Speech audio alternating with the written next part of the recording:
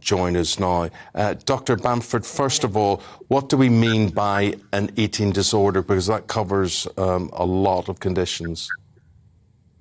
It does, Eamon, it does. It's at its core, I guess, what we're talking about is a mental health condition where people are using food as a means of controlling or coping with distress, essentially. Now, that might involve restriction of food, that might involve binging on food, that might involve using certain behaviours in order to compensate for food eaten.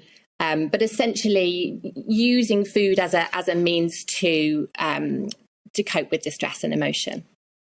Well, I want to bring in Gemma Oaten at this stage. And Gemma, you've had your own personal journey with this, very serious at times, and you've turned it around. And there'll be probably, given the figures that we're reading today, an 84% increase, people watching this programme this morning who might well also be struggling.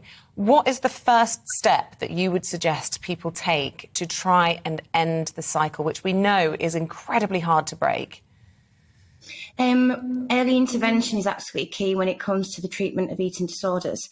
So the first step would be to reach out and seek support from the GP. But as we know, and as is reflected in these figures, often those people get turned away because they're not deemed as low enough in weight to have a problem, which is what happened to me when I was 10 years old.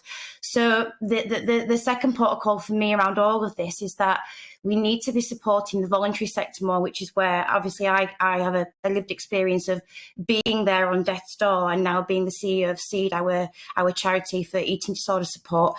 But we need to start looking at the bigger picture of coming together so that the people who can't get treatment straight away don't end up falling through the gaps.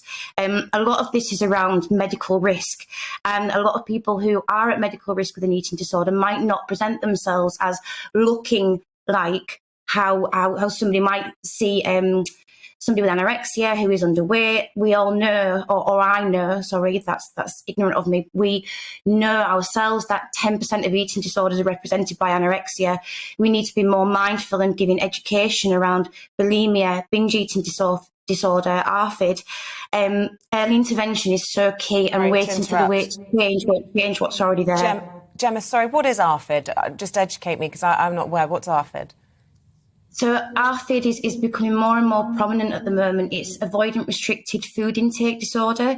So it's not necessarily where somebody will be actively trying to change their body type or lose weight, which is obviously often the stereotype around eating disorders. It's not about their body image or their weight. They're often afraid or fearful of certain food types and textures.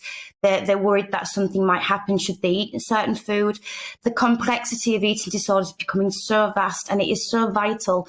1 in 5 of those affected by an eating disorder will die as a direct result of that eating disorder or by taking their own life. It's got the highest mortality rate of any other mental health illness.